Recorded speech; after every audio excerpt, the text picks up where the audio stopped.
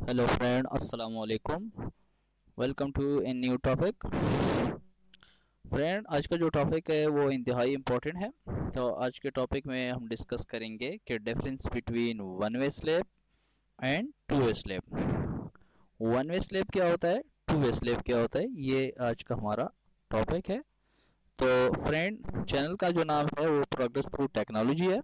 ये आपको हर दिन एक नई वीडियो के साथ आपके सामने हाजिर होता है। ठीक है, तो चैनल को ज़रूर सब्सक्राइब कर दे और लाइक कमेंट ज़रूर कर दे ताकि आपको हर नई आने वाली वीडियो बर वक्त पहुँचे। Thank you. सो स्टार्ट करते हैं। स्लेब के वन वे स्लेब और टू वे स्लेब में क्या फ़र्क होता है। ठीक है फ्रेंड, अगर देख ले difference between one way and to way slab, सबसे पहले हम वन वे स्लेब की डिफिनीशन पढ़ते हैं कि वन वे स्लेब क्या होता है। वन वे स्लेब जो होता है, one way slab is supported by beams and only two sides. One way slab जो होता है वो सपोर्ट करता है दो बीम्स, यानी दो साइड से। अगर हम एक कमरे के ऊपर हमने छत डालना हो तो नॉर्मली बात है कि छत जो सपोर्ट होता है या जो रेस्ट करता है वो चार दीवारों के ऊपर करता है। तो अगर हम दो साइड से सिर्फ ओनली बीम बना दे या रेजिस्टिंग स्ट्रक्चर जो हमारे साथ वाल है वो प्रोवाइड कर दे, ठीक है, तो दो साइड से अगर वो लोड को क्या कर ले, रेजिस्ट कर ले, ठीक है, वो दीवार जो है एज अ रेजिस्टिंग के तौर पर काम कर दे या बीम हो, ठीक है, तो छत के लोड को दो साइड से सिर्फ रेजिस्ट कर दे, तो उस टाइप के स्लेब को हम वन वे स्लेब कहते हैं अकॉर्डिंग टू द डिफिनीशन।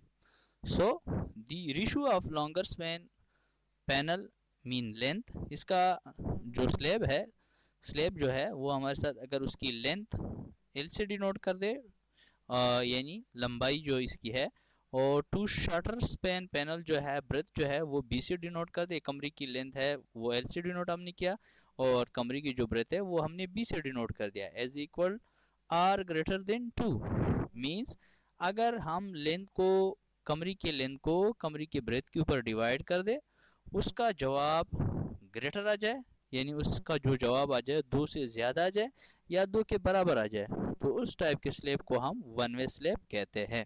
मिसाल के तौर पर कमरे का जो लेंथ है जो भी है, ठीक है, 30 है, 40 फुट है, ब्रेथ जो है 12 फुट है, 15 फुट है, उसको आप डिवाइड कर दे, उससे जो जवाब आए वो अगर दो से ज़्यादा हो या दो के बराबर हो तो इट्स मीन कि ये आपके साथ वन वे स्लेब है। ठीक है, नेक्स्ट पॉइंट जो है, main reinforcement is provided in only one direction for one way slab, क्योंकि वन वे स्लेब जो होता है उसमें लोड वन साइड आता है। ठीक है, दो साइड से जो है ना, दो साइड लोड उसमें नहीं आता है। ठीक है, दो दीवारों के ऊपर ओनली लोड आता है, चार दीवारों के ऊपर नहीं आता है।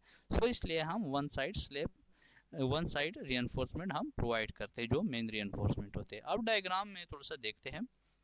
ये अगर आप देख ले ये मेन रियनफोर्समेंट है। अच्छा, एक दूसरी बात है कि कमरे की जो लंबाई है उस साइड पे हम मेन रियनफोर्समेंट प्रोवाइड नहीं करेंगे, बल्कि कमरे की जो चौड़ाई है उस साइड पे हम मेन रियनफोर्समेंट प्रोवाइड करेंगे। ठीक है, अगर आप देख ले आप लोग ये, तो ये हमारे साथ मिसाल के तौर पर कमरे की लेंथ है और ये मिसाल के तौर पर ब्रेथ है। तो हम मेन रियनफोर्समेंट इस तरह प्रोवाइड नहीं करेंगे बल्कि ऐसे प्रोवाइड करेंगे जिस तरह हमने ये बीम दिया है नीचे गटर। ठीक है, ऐसे ऐसे प्रोवाइड करेंगे जो डॉटेड डॉटेड लाइन से आपको हमने जाहिर किया मेन रियनफोर्समेंट। तो ये लोड बेसिकली रेजिस्ट करते हैं और ऊपर जो हम देते हैं जिसको हम डिस्ट्रीब्यूशन बार कहते हैं वो सिर्फ क्या करता है, शेयरिंग स्ट्रेस रेजिस्ट करता है और क्रैक से छत को बचाता है। ठीक है, तो ये कमरे की लेंथ यानी एल बी से हमने जाहिर किया और ये कमरे की ब्रेथ है जिसको हमने एल ए से जाहिर किया, और ये height depth of the beam है, sorry depth of the beam और या डेप्थ ऑफ दी स्लैब। ठीक है, तो हम मेन रियनफोर्समेंट इस तरह प्रोवाइड करेंगे। टू वे स्लैब में जो होता है वो इस तरह भी मेन रियनफोर्समेंट प्रोवाइड किया जाता है और इस तरह भी मेन रियनफोर्समेंट प्रोवाइड किए जाते हैं। आगे जाते हैं, थोड़ा सा देखते हैं। अब हमारे साथ है two way slab. Two way slab इसका बिल्कुल उल्टा होगा। Two way slab as supported by beams in all four sides. One way slab में क्या थे, टू साइड्स, और इसमें क्या हो गया, फोर साइड। फोर साइड्स को जो है ना स्लेब को जो रेजिस्ट करता है, जो चार दीवारें होते हैं वो चारों के चारों रेजिस्ट करते हैं उनके लोड को, और वन वे स्लेब में सिर्फ दो दीवारें उनके लोड को रेजिस्ट करते हैं छत के, ठीक है। और बाकी बल्कि जो आपके साथ टू वे स्लेब है उसमें चारों की चार दीवारें लोड रेजिस्ट करते हैं। The ratio of longer span panel mean L to shorter span is less than 2। अब पहले जो हमने रीड किया वन वे स्लेब उसमें यह था कि अगर दो के बराबर हो रेशियो या दो से ज़्यादा हो तो वो वन वे स्लेब होगा 10। लेकिन इसमें इस तरह नहीं है, लेंथ डिवाइड बाय ब्रेथ, अगर दो से कम आ जाए, ये सिंबॉलिक फॉर्म जो है ये शो करता है, अगर दो से जवाब कम आ जाए, रेशियो कम आ जाए, तो इट्स मीन कि आपके साथ टू वे स्लेब है। अब नेक्स्ट पॉइंट जो है, main reinforcement as provided in both the direction for two way slab. Main reinforcement जो इसमें प्रोवाइड किए जाते हैं वो दोनों डायरेक्शन में प्रोवाइड किए जाते हैं, चाहे वो लेंथ वाइज हो चाहे वो ब्रेथ वाइज हो, ठीक है। और एक एक्स्ट्रा प्रैक्टिकली बात मैं आपको बता दूं, जो भी कमरा रेक्टेंगुलर शेप का होगा, ठीक है, वो डेफिनेटली आपके साथ वन वे स्लेब कंसिडर होगा, और जो स्क्वायर शेप का होगा यानी, ठीक है, तो इस तरह परफेक्ट स्क्वायर भी नहीं, लेकिन वो लेंथ और ब्रेथ के दरमियान अगर इतना डिफरेंस ना हो, ठीक है, तो वो टू वे स्लेब कंसिडर हम करेंगे। नेक्स्ट जी, तो ये टू वे स्लेब है। अगर आप देख ले तो इसमें इस तरह भी हमने बार प्रोवाइड किया है और इस तरह भी बार प्रोवाइड किया है, simple support on the all four sides, ठीक है। तो ये भी लोड रेजिस्ट कर रहा है, ये भी लोड रेजिस्ट कर रहा है। सो आगे जाते हैं, कुछ इंपॉर्टेंट पॉइंट है इसके साथ, विच इज़ मोर इकोनॉमिकल, ठीक है, वन वे और टू वे स्लेब। कौन सा स्लेब मोर इकोनॉमिकल है? तो definitely one way slab more economical होगा। क्यों? क्योंकि इसमें सर ये कम इस्तेमाल को वन साइड हम मेन बार को इस्तेमाल करते हैं, ठीक है। तो but simply because the cost is less in one way slab, yes बिल्कुल, you cannot go for making all the slabs panels in one way, ठीक है। अच्छा, इसमें एक दूसरी बात ये बता रहा है कि बट सिंपली बिकॉज, जो सिंपली है, सिंपल ये है कि because the cost is less in one way slab, cost जो है वो वन वे स्लेब की कम है, लेकिन यू कैन नॉट नहीं कर सकते go for making all the slabs panels one way. आप इस तरह भी नहीं कर सकते कि सारे पैनल जो है वो वन वे बना दें, ठीक है। अब आगे है, a slab being one way or two way simply depend on the ratio of its effective length and breadth and hence the structural design of the slab follows। अच्छा, एक दूसरी बात ये है कि हम ये वन वे और टू वे क्यों फाइंड करते हैं, इसकी क्या ज़रूरत है? इसकी ज़रूरत ये है कि हम ये फाइंड कर सके कि इसकी डिज़ाइनिंग हम वन वे जैसे करेंगे या टू वे जैसे करेंगे। तो सबसे पहले डिज़ाइन में स्टेप होता है कि पहले आप ये फाइंड आउट कर दे कि ये वन वे स्लेब है या टू वे स्लेब है। इसके बाद फिर हम डिज़ाइनिंग वन वे स्लेब के अलग फार्मूले इस्तेमाल करते हैं, टू वे स्लेब के अलग फार्मूले इस्तेमाल करते हैं, ठीक है। तो इसलिए भी हम फाइंड करते हैं। इसके बाद it will cost you much beyond what you have saved in your slab, ठीक है। It will cost you much beyond, आगे ये भी आपको बताता है कि आपने कितना जो है ना पैसे इसके लिए रखे हैं, ठीक है। What you have saved in your slab, अपने स्लेब के लिए कितने पैसे रखे। अगर आप डिज़ाइनिंग करेंगे इसकी तो आपको पता चल जाएगा कि इसके ऊपर इतना खर्च आता है और आपके पास कितने पैसे हैं, तो ये क्लियर हो जाता है। नेक्स्ट हमारे साथ जो स्लाइड है वो है, where is one way slab used, कहाँ पे हम वन वे स्लेब इस्तेमाल करते हैं, ठीक है। ये काफ़ी इंपॉर्टेंट क्वेश्चन है, लोग पूछते हैं। तो when the longer span as divide shorter span, जब हम लॉन्गर स्पैन की जो लेंथ है वो डिवाइड करें शॉर्टर स्पैन की लेंथ के ऊपर, so if the value is greater than 2, वो तो हमने ऑलरेडी डिस्कस कर दिया कि अगर उनका वैल्यू 2 से ज़्यादा हो, so then one way slab is used. अगर हमने लेंथ को, ये कह रहा है कि अगर हमने लेंथ को ब्रेथ के ऊपर डिवाइड किया, जो कमरे का लेंथ है कमरे की ब्रेथ के ऊपर डिवाइड किया, उसका जो रेशो है वो 2 से ज़्यादा आ गया, तो उस जगह में हम वन वे स्लेब इस्तेमाल करेंगे। अगर कम आ गया तो उस जगह में हम टू वे स्लेब इस्तेमाल करेंगे। If the value is less than 2 then two way slab is used, वहाँ पे हम टू वे स्लेब इस्तेमाल करेंगे फिर, सही है। इसके बाद नेक्स्ट जो हमारे साथ है, where is two way slab used. अब ये भी इंपॉर्टेंट क्वेश्चन है, ज़्यादातर लोग पूछते हैं भाई हम टू वे स्लेब कहाँ पे इस्तेमाल करते हैं। तो in two way slabs the load will be carried in both the direction, so the main reinforcement is provided in both direction for two-way slab। जहाँ पे आपके साथ क्या हो इन टू-वे स्लैब में लोड आपके साथ कैरी आपने करना हो बोथ डायरेक्शन में, ठीक है, तो वहाँ पे आप क्या इस्तेमाल कर सकते हैं, कौन सा स्लेब इस्तेमाल कर सकते हैं, टू स्लेब इस्तेमाल कर सकते हैं। यानी जहाँ पे लोड आपने डिवाइड करना हो दोनों साइड पे तो आप वहाँ पे टू स्लेब इस्तेमाल करेंगे। For example these types of slabs are used in constructing floors of multi storey building. Multi storey building जो होता है, ठीक है, मल्टी स्टोरी बिल्डिंग वो बिल्डिंग होते हैं जिसके कई स्लेब होते हैं, दो से ज़्यादा स्लेब, यानी first floor, second floor, third, इस तरह 4 5 6 7 8 इस तरह टू बी कंटिन्यू, ठीक है, आगे जारी है। जिस तरह बिल्डिंग हमारे साथ उसमें कई स्लेब्स होते हैं, ठीक है, तो उसके लिए हम टू वे स्लेब उस जगह पे हम इस्तेमाल करते हैं। नेक्स्ट जो हमारे साथ है वो है what is the maximum thickness of slab. ये सबसे इंपॉर्टेंट क्वेश्चन है, ज़्यादातर लोग पूछते हैं, उनको क्लियर नहीं होता है कि जनाब ये स्लेब की थिकनेस हम मैक्सिमम कितना रख सकते हैं और मिनिमम कितना रख सकते हैं। तो इस स्लाइड में हम ये चीज़ भी डिस्कस करेंगे कि maximum thickness of slab concrete जो आरसीसी है उसकी स्लेब की थिकनेस हम कितना रख सकते हैं। सो देखते हैं।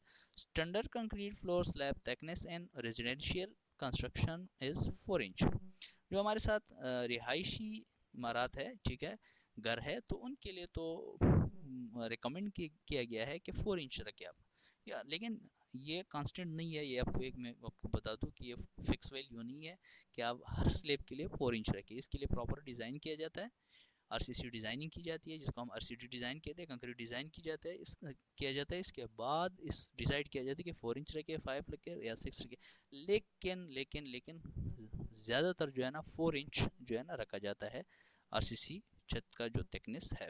सो standard concrete floor slab thickness in residential construction building के लिए 4 इंच रखा जाता है, but 5 to 6 inches is recommended. बाज़ जगहों में रिकमेंड किया जाता है 5 से 6, यानी 5 या 6। if the concrete will receive occasional heavy loads such as motor homes or garbage trucks। बाज़ ऐसे जो है ना घर है, ठीक है, ऐसी जगह है जहाँ पे हेवी लोड है, ओकेजनली कभी कभार ज़्यादा लोड आता है, तो उस जगह पे हम 5 रखते हैं या 6 इंच रखते हैं कंक्रीट स्लैब की थिकनेस, ठीक है। होप आपको जो है ना क्लियर हुआ होगा। आगे जाते हैं। Next, where the tension steel as provided in two way slab. अब ये सबसे इंपॉर्टेंट क्वेश्चन है, ज़्यादातर लोग पूछते हैं where the tension steel as provided in two way slabs. Two way slab में टेंशन स्टील हम कहाँ प्रोवाइड करते हैं। सो ये है जवाब इसका। In two way slab main reinforcement as provided along both direction. जो मेन रीइंफोर्समेंट होता है वो दोनों डायरेक्शन में प्रोवाइड किया जाता है। आप पूछेंगे क्यों, इसलिए क्योंकि अभी थोड़ी देर पहले हमने ये पढ़ा कि टू वे स्लैब में जो मेन बार होते हैं वो दोनों डायरेक्शन में प्रोवाइड किए जाते हैं, बट जो वन वे स्लैब होता है उसमें सिर्फ ओनली डायरेक्शन, जो शटर डायरेक्शन होता है उसके जो है ना अलग प्रोवाइड किया जाता है। ये क्लियर हो गई, ठीक है ये बात। Slabs could be simply supported continuous, इसको ज़्यादातर लोग कंटिन्यूस कहते हैं, लेकिन ये लफ्ज़ कंटिन्यूस है। और cantilever in two way slabs the corners may be held down by restraints, ठीक है, और may be allowed to uplift. बाज़ औक़ात हम क्या करते हैं, स्लैब कुड भी सिंपली सपोर्टेड रखते हैं या कंटिन्यूस रखते हैं या कैंटिलीवर रखते हैं, ठीक है। तो इनटू ए स्लैब कॉर्नर्स पे जो होता है उसको हम ज़्यादातर आगे कैंटिलीवर केस की अगर मैं बात करूँ तो ज़्यादातर हम नहीं बढ़ा सकते, यानी 2 मीटर से जो है ना उसको कैंटिलीवर नहीं रख सकते। वो तकरीबन 6 अप्रॉक्सीमेटली 6 to 6.5 फीट तक बनता है, तो इससे ज़्यादा कैंटिलीवर जो है ना स्लैब हम नहीं रख सकते हैं, ठीक है, फिर ये नुकसानदेह होता है। आगे जो है नेक्स्ट हमारे साथ what is the minimum thickness for residential slab. Residential slab के लिए मिनिमम थिकनेस कितना है वो तो हमने डिस्कस कर दिया, लेकिन फिर बता दो 4 इंचज़ है, ठीक है। So standard concrete floor slab thickness and residential construction as 4 inch तकरीबन होता है, अब मैंने आपको बता दिया। 5 to 6 inches recommended if the concrete will receive occasionally heavy loads such as motor homes और गार्बेज ट्रक्स, ठीक है। और to prepare the base cut the ground level to the proper depth to allow for the slab thickness, ठीक है। तो ये वही बात कर रहा है कि आपने 4 इंच रखना है, अगर ज़्यादा लोड आ रहा हो तो आप 5 भी रख सकते हैं, 6 भी रख सकते हैं।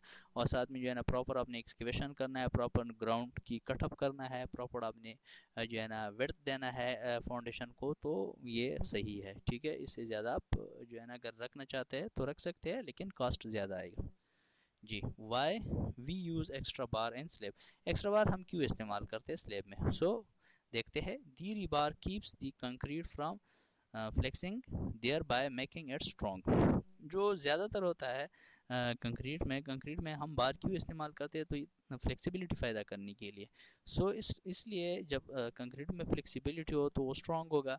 So it is now common open request, ठीक है, दरख्वास्त के तौर पर, टू इंक्लूड लिटिल filaments, ठीक है, of plastic into the cement as it is being mixed and it makes the concrete stronger also।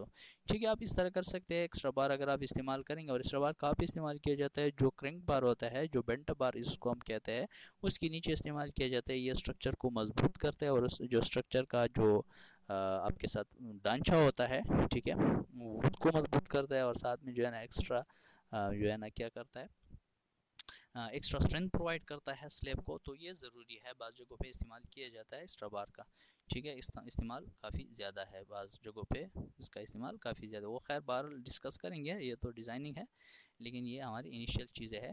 ठीक है, so how do I add in extra bar into slab? Slab में हम extra बार किस तरह जो है ना ऐड करेंगे? मैंने आपको बता दिया, बहरहाल दोबारा बता दूँ कि एक्स्ट्रा बार जो होता है वो हम क्रैंक बार या जो हमारे साथ पेंटा बार जिसको हम कहते हैं उसके नीचे देते हैं। देखते हैं ये क्या कह रहा है। Extra bar is provided at the bottom of cranked bars to maintain the framework of the slab. यही मैंने बता दिया अभी थोड़ी देर पहले कि क्रैंक बार जो होता है, क्रैंक बार के नीचे क्रैंक बार कौन से होते हैं? जिसको हम बेंटा बार होते हैं, लाइक इस तरह, ऐसे, ठीक, ऐसे। तो इसके नीचे हम देते हैं, उसके नीचे जो खाली जगह होती है उसके नीचे हम दे देते हैं फ्रेमवर्क को। ये क्या करता है? मेंटेन करता है, मजबूत करता है।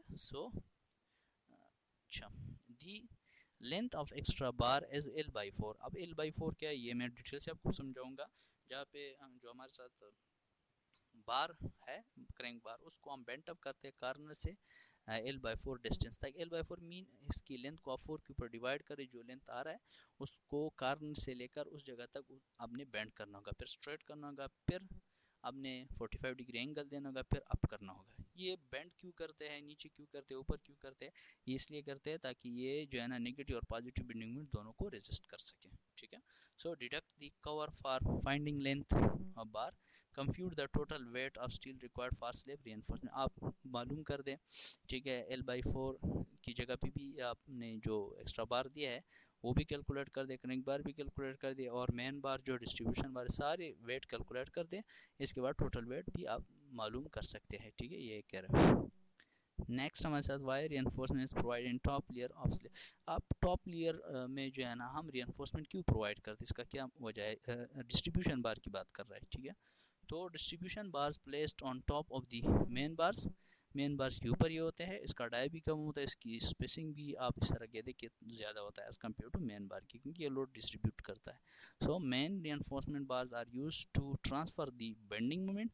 ये बेंडिंग मोमेंट को ट्रांसफर करता है। ठीक है, develop at bottom of the slab. ठीक है, जो डेवलप हो जाता है बॉटम ऑफ द स्लैब के। ठीक है, distribution bars are used to hold the slabs on either way in to resist the cracks and shear stresses develop at the top। हाँ, इसमें एक ज़बरदस्त पॉइंट बात उसने की कि ये क्रैक्स को क्या करता है, क्रैक्स एंड shear stresses को ये क्या करता है, ये बर्दाश्त कर सकता है। कौन?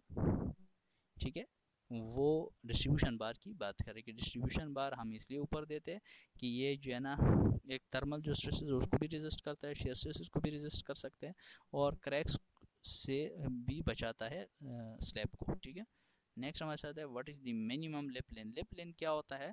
दो बार को अगर एक बार है वो कंटिन्यू है, ख़त्म हो गया, उसकी लेंथ 40 फीट था या 12 मीटर आप कह दें, वो ख़त्म हो गई उसकी लेंथ। इसके बाद आप दूसरा बार तो प्रोवाइड करेंगे। जब आप प्रोवाइड करेंगे तो ऐसे तो नहीं प्रोवाइड कर सके इसके बस बिछा दे आपने जो है ना कोई भी बार रख दिया बस आगे कंटिन्यू होगा, नहीं, इसको प्रॉपर आप क्या कर दे, प्रॉपर वे से आप इसको बाइंड करेंगे, इसकी एक लेंथ को आप एक प्रॉपर लेंथ को आप दूसरी बार के ऊपर चढ़ाएंगे, वो लेंथ कितना होना चाहिए, कंप्रेशन में कितना होना चाहिए, टेंशन में कितना होना चाहिए, डिटेल टॉपिक है, लेकिन मैं तो सब कुछ समझाता हूँ इसकी डेफिनेशन।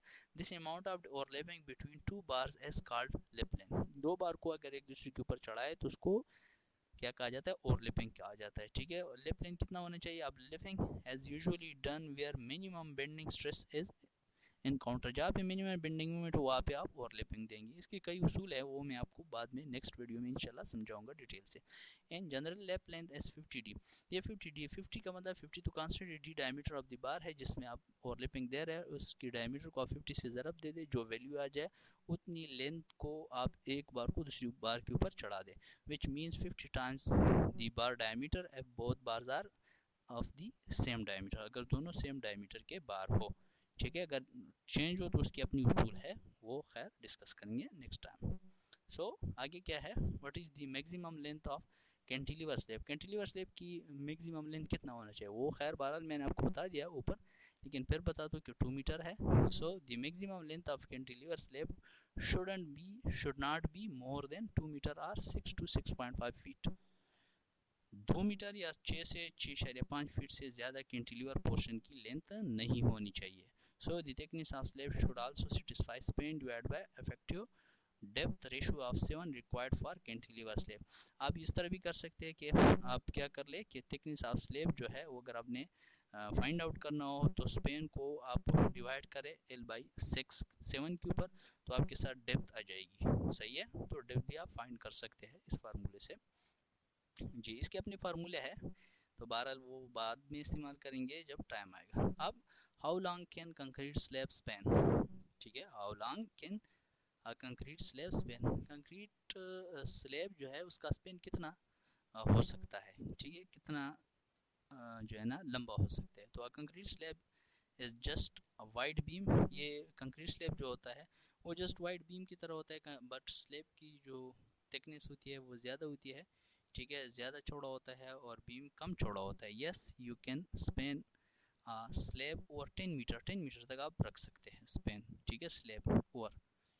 तो it is just that thickness of the slab shall increase, और थिकनेस ऑफ स्लैब भी जो है डिपेंड करता है लोड को रेजिस्ट करने के लिए। आपने जो है ना इस तरह नहीं है कि आप लेंथ इजाफा कर ले और स्लैब की जो थिकनेस है वही रख ले, वही 5 इंच 4 इंच रख ले, नहीं, वो भी आपने इजाफा करना होगा उसमें भी, क्योंकि ये डिपेंड करता है, ये डायरेक्टली प्रोपोर्शन होता है।